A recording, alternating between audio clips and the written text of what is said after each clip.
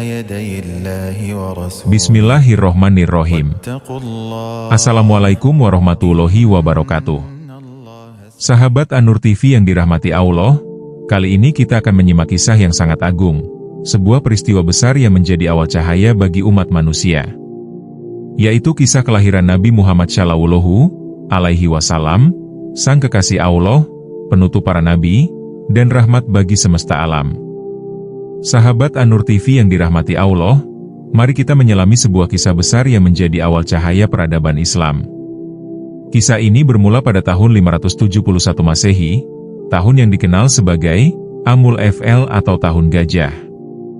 Mengapa disebut Tahun Gajah? Karena pada tahun itulah terjadi peristiwa luar biasa, ketika seorang raja dari Yaman bernama Abraha datang dengan pasukan besar, lengkap dengan gajah-gajah perang, berniat menghancurkan Ka'bah di Makkah. Ka'bah adalah rumah suci yang dibangun Nabi Ibrahim dan putranya Nabi Ismail, yang saat itu sudah menjadi pusat ibadah bangsa Arab. Abraha merasa tersaingi oleh Ka'bah karena ia sebelumnya telah membangun sebuah gereja megah di Yaman. Namun, masyarakat tetap berbondong-bondong berhaji ke Ka'bah, bukan ke gerejanya. Maka timbullah rasa iri dan amarah dalam dirinya. Dengan penuh kesombongan, Abraha membawa pasukan bergajah menuju Makkah. Orang Quraisy yang menjaga Ka'bah merasa tidak mampu melawan pasukan itu. Saat itu, Abdul Muthalib, kakek Nabi Muhammad Shallallahu Alaihi Wasallam, adalah pemimpin Quraisy. Ia hanya berdoa kepada Allah, karena ia yakin Ka'bah adalah rumah Allah, dan Allah lah yang akan menjaganya. Benar saja, ketika pasukan Abraha mendekati Makkah, Allah mengirim burung-burung kecil yang disebut ababil. Burung-burung itu menjatuhkan batu panas dari neraka Sijil ke arah pasukan gajah. Seketika pasukan itu binasa, dan Abraha pun kalah. Peristiwa ini diabadikan dalam Al-Quran, Surah Al-Fil. Dan di tahun bersejarah itulah, lahir seorang bayi yang kelak membawa cahaya bagi seluruh umat manusia, Muhammad bin Abdullah. Beliau lahir di kota Makkah, pada tanggal 12 Rabiul Awal menurut sebagian besar riwayat, atau bertepatan dengan 20 April 571 Masehi. Ayahnya, Abdullah bin Abdul Muthalib, telah wafat saat Muhammad masih dalam kandungan, ketika berusia 2 bulan. Sang ibunda, Aminah binti Wahab, menyambut kelahiran putranya dengan penuh haru dan kasih sayang.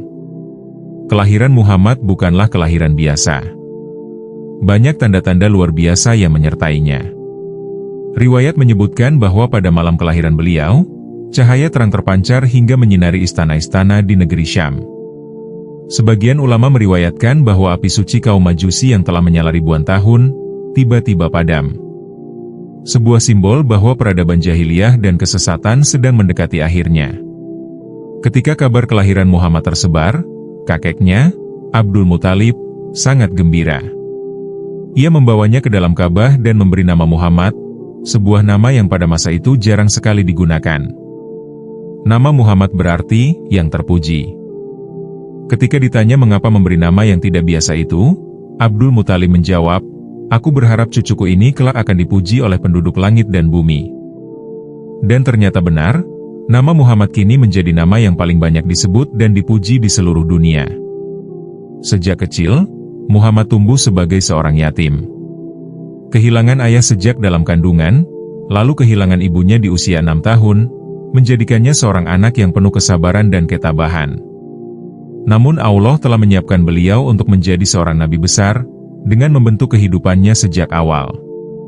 Sahabat An-Nur TV yang dirahmati Allah, pelajaran besar yang bisa kita ambil dari kisah kelahiran Nabi Muhammad adalah bahwa Allah telah menyiapkan segala sesuatu dengan penuh hikmah. Bahkan sebelum beliau lahir, dunia sudah menyaksikan tanda-tanda kebesaran Allah dengan hancurnya pasukan gajah. Dan ketika beliau lahir, cahaya itu benar-benar hadir ke muka bumi, membawa rahmat bagi seluruh alam. Demikianlah kisah kelahiran Nabi Muhammad Shallallahu Alaihi Wasallam di tahun gajah.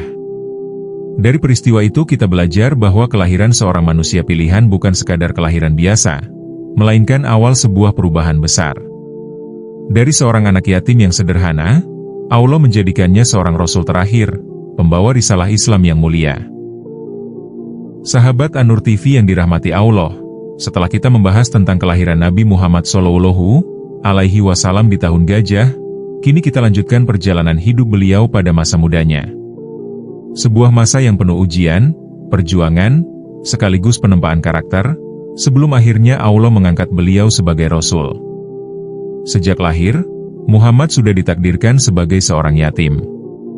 Ayahnya, Abdullah, wafat ketika beliau masih dalam kandungan. Saat berusia 6 tahun, ibundanya, Aminah, juga wafat. Muhammad kecil kemudian diasuh oleh kakeknya, Abdul Muthalib. Namun hanya berselang 2 tahun, kakeknya pun meninggal dunia. Sejak itu, beliau berada dalam asuhan pamannya, Abu Talib.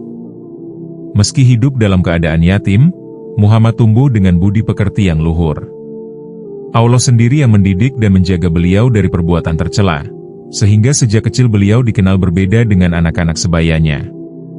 Di masa remajanya, Muhammad menggembala kambing untuk membantu keluarganya. Pekerjaan sederhana ini justru menjadi latihan luar biasa bagi beliau. Dengan menggembala kambing, Muhammad belajar kesabaran, ketelitian, kepemimpinan, dan rasa tanggung jawab. Banyak nabi sebelum beliau juga pernah menggembala kambing, sebuah tanda bahwa Allah menyiapkan mereka untuk mengemban amanah besar. Ketika menginjak usia dewasa, Muhammad mulai terjun ke dunia perdagangan. Beliau ikut dalam kafilah dagang Quraisy yang melakukan perjalanan jauh ke Syam, Suriah, dan Yaman. Dalam perjalanan itu, Muhammad selalu menunjukkan sifat jujur, adil, dan amanah. Tidak pernah sekalipun beliau menipu dalam timbangan, mengurangi barang dagangan, atau membohongi pelanggan. Kejujuran ini membuat beliau semakin dikenal masyarakat. Sampai-sampai, masyarakat Quraisy memberikan gelar Al-Amin, yang berarti orang yang dapat dipercaya. Sebuah gelar mulia yang tidak pernah disematkan kepada orang sembarangan. Ketika berusia 25 tahun, Muhammad dipercaya membawa barang dagangan milik seorang saudagar wanita terhormat, Siti Khadijah. Muhammad menjalankan amanah itu dengan penuh kejujuran dan keberkahan, hingga keuntungan yang diperoleh Khadijah berlipat ganda. Melihat akhlak mulia Muhammad, Khadijah yang saat itu seorang janda terpikat. Melalui perantara, ia mengajukan lamaran. Maka menikahlah Muhammad dengan Khadijah. Pernikahan ini penuh dengan cinta, ketenangan, dan dukungan, sehingga Khadijah menjadi sosok yang kelak selalu mendampingi Nabi saat beliau diangkat menjadi Rasul. Sahabat An-Nur TV, ada satu kisah menarik yang menunjukkan betapa besarnya kepercayaan masyarakat Quraisy kepada Muhammad muda. Suatu ketika, Ka'bah mengalami renovasi.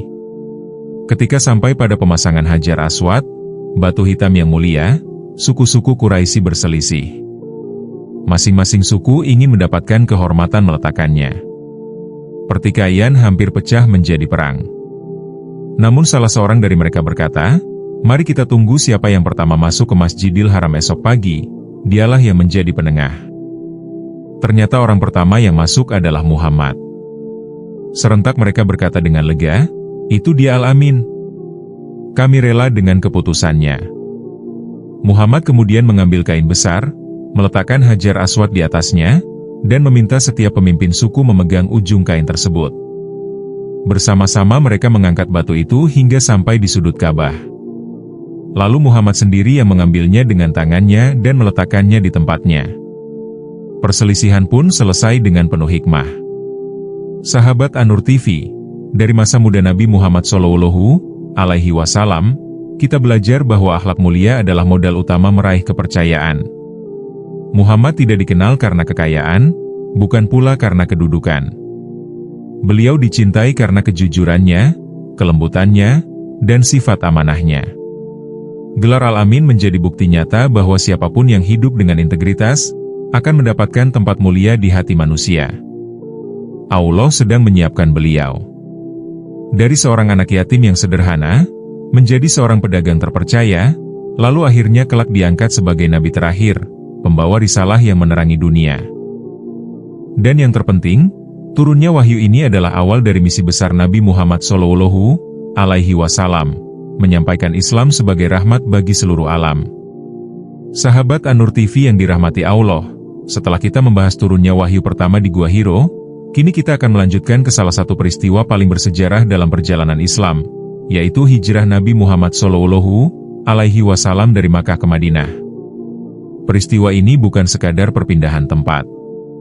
Hijrah adalah titik balik dakwah Nabi, dari tekanan dan penindasan menuju kebebasan, dari kegelapan menuju cahaya kejayaan.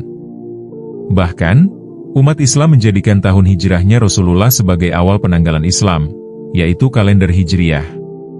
Sejak Nabi Muhammad SAW mendakwahkan Islam secara terbuka, kaum Quraisy menentangnya habis-habisan. Mereka menyiksa orang-orang lemah yang masuk Islam, seperti Bilal bin Rabah yang dijemur di padang pasir dengan batu di atas dadanya, atau keluarga Yasir yang disiksa hingga gugur syahid. Kaum Quraisy juga melakukan boikot terhadap kaum muslimin, melarang mereka berdagang dan menikah, hingga membuat kaum muslimin menderita kelaparan. Namun, meski penuh penderitaan, cahaya Islam terus menyebar.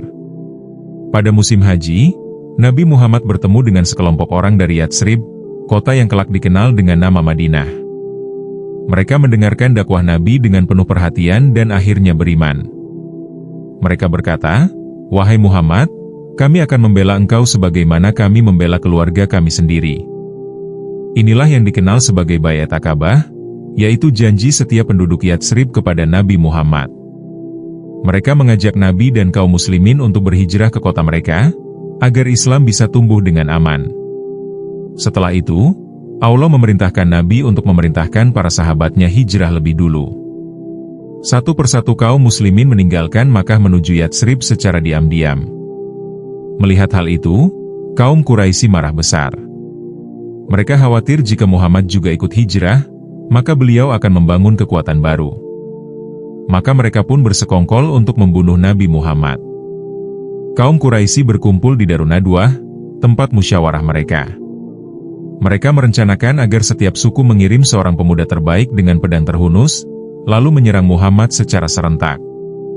Dengan begitu, darahnya akan tersebar di banyak suku, sehingga Bani Hashim tidak mungkin menuntut balas. Namun Allah tidak pernah meninggalkan hambanya. Malaikat Jibril segera memberitahu Nabi tentang rencana jahat itu.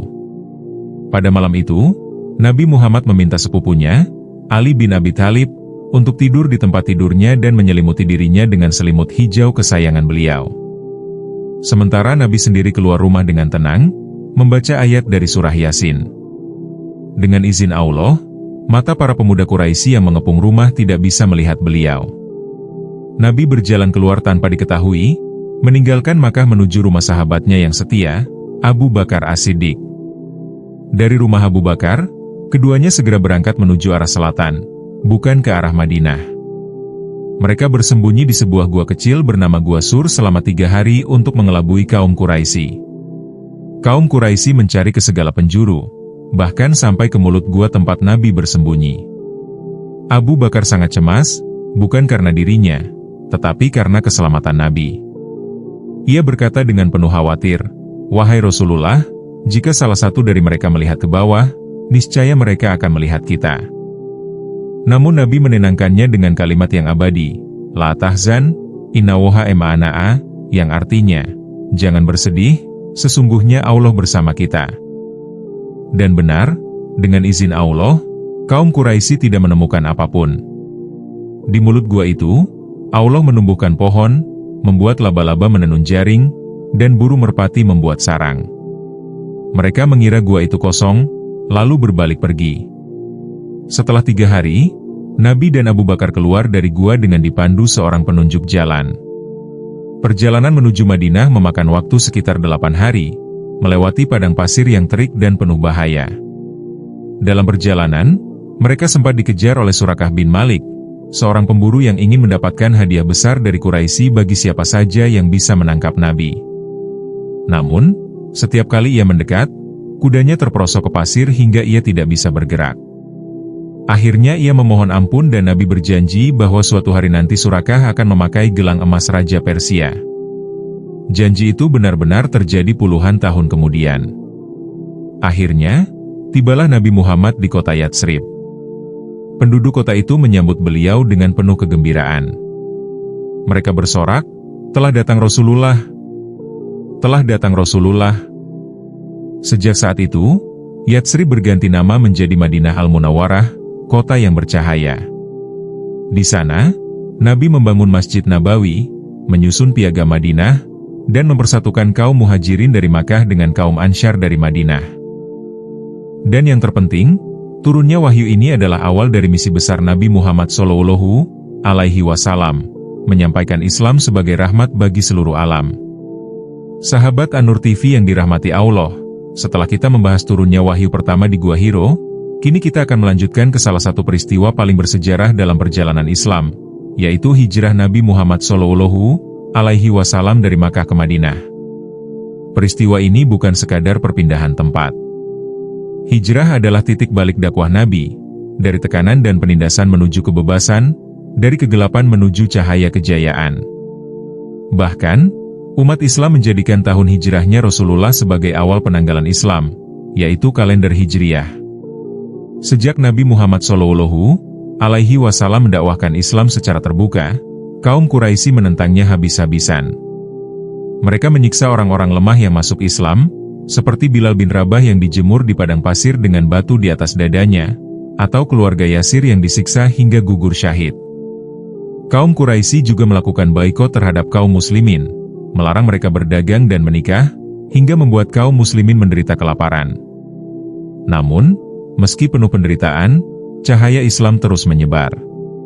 Pada musim haji, Nabi Muhammad bertemu dengan sekelompok orang dari Yatsrib, kota yang kelak dikenal dengan nama Madinah.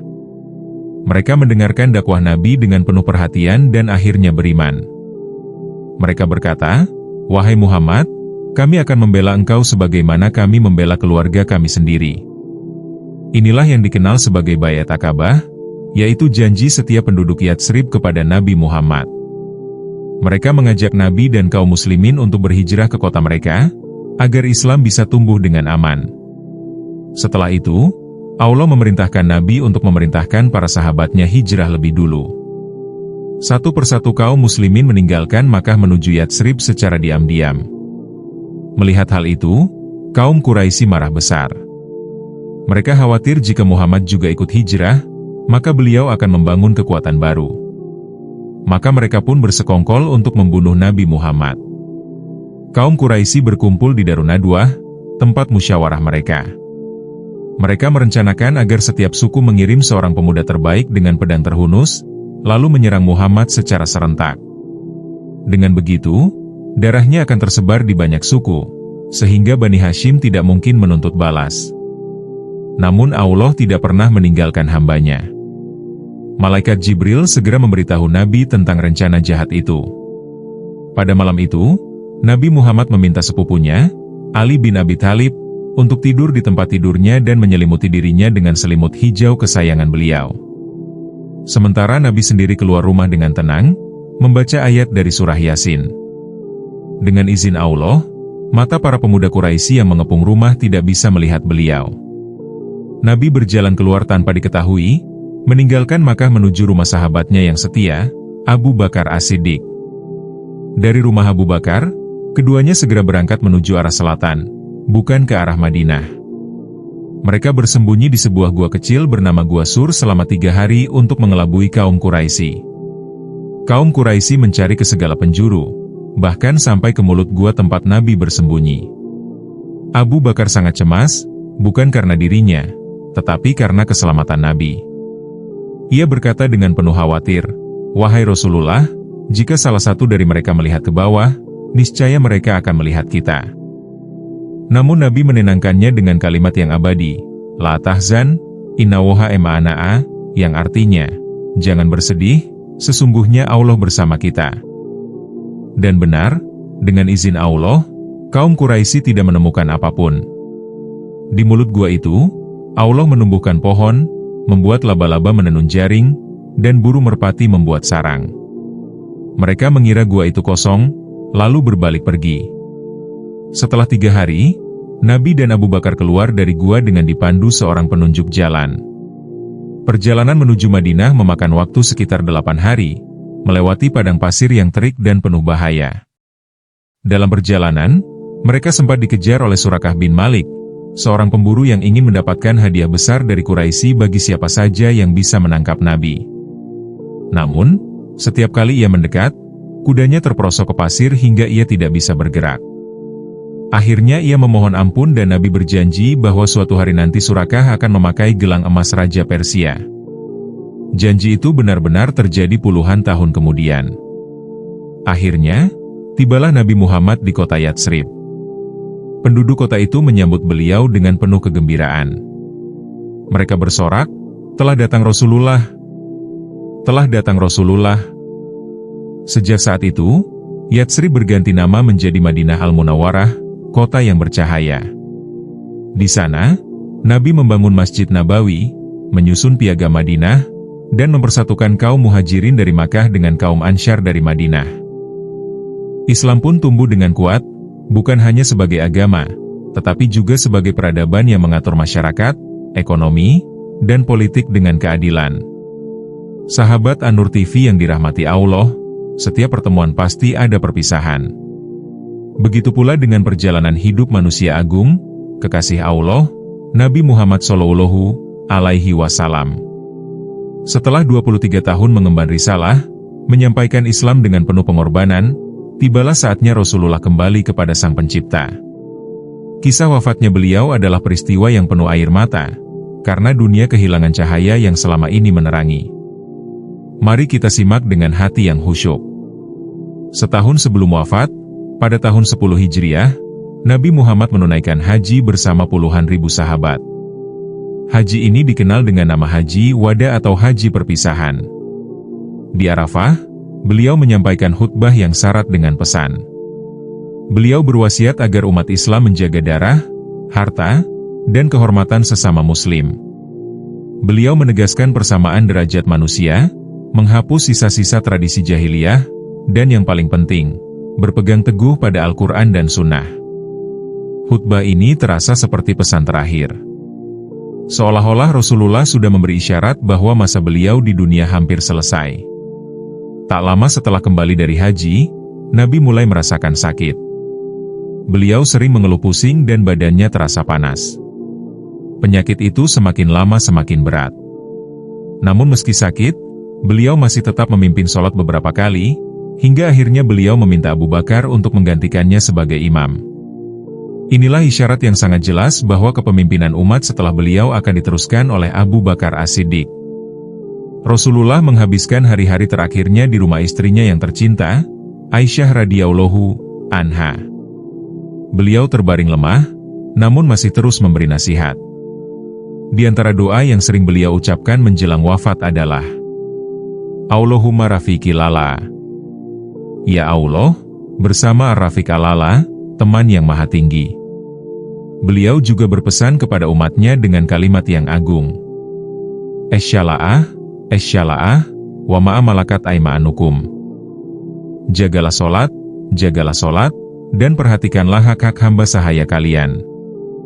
Pada hari Senin, 12 Rabiul Awal tahun 11 Hijriah, Rasulullah Shallallahu Alaihi Wasallam wafat di usia 63 tahun.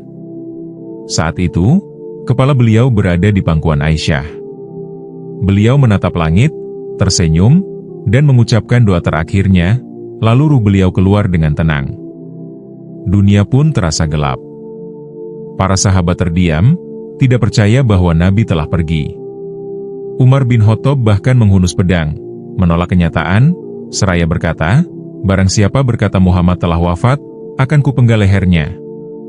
Sesungguhnya beliau hanya pergi menemui Tuhannya sebagaimana Musa dahulu pergi. Namun Abu Bakar, dengan keteguhan imannya, naik ke mimbar dan berkata, "Barang siapa menyembah Muhammad, ketahuilah bahwa Muhammad telah wafat.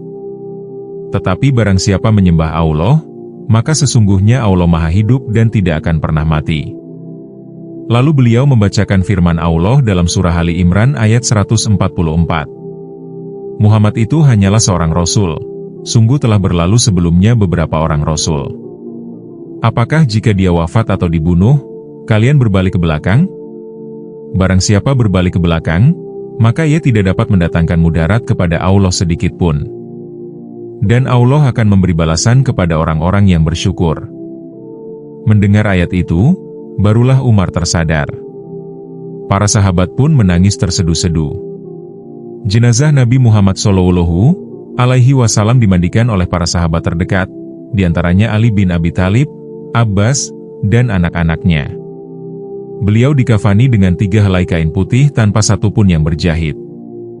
Setelah itu, beliau dimakamkan di kamar Aisyah, tepat di tempat beliau wafat. Kini makam beliau berada di dalam kompleks Masjid Nabawi di Madinah, yang hingga kini menjadi tempat ziarah jutaan umat Islam dari seluruh dunia. Sahabat An-Nur TV yang dirahmati Allah, wafatnya Nabi Muhammad SAW adalah duka paling dalam bagi umat Islam. Namun beliau meninggalkan warisan yang jauh lebih berharga dari harta, yaitu Al-Quran dan Sunnah. Beliau pernah bersabda, "Aku tinggalkan kepada kalian 2 perkara. Jika kalian berpegang teguh pada keduanya, kalian tidak akan tersesat selamanya, yaitu kitab Allah dan sunnah Rasul-Nya." Dengan warisan inilah Islam tetap hidup, meski jasad Nabi telah tiada. Dari wafatnya Rasulullah SAW, kita belajar bahwa setiap manusia, sehebat apapun, pasti akan kembali kepada Allah. Bahwa kehidupan Nabi adalah teladan, sementara kematiannya adalah pengingat agar kita selalu siap menghadapi ajal. Bahwa tugas kita sebagai umatnya adalah meneruskan risalah Islam, menjaga sholat, berpegang pada Al-Quran dan Sunnah, serta menjadi rahmat bagi semesta alam. Sahabat An-Nur TV, jika kisah ini bermanfaat, jangan lupa untuk like, share, dan subscribe, agar lebih banyak saudara kita yang bisa mengambil pelajaran dari sejarah mulia ini. Sampai jumpa di kisah berikutnya. Wassalamualaikum warahmatullahi wabarakatuh.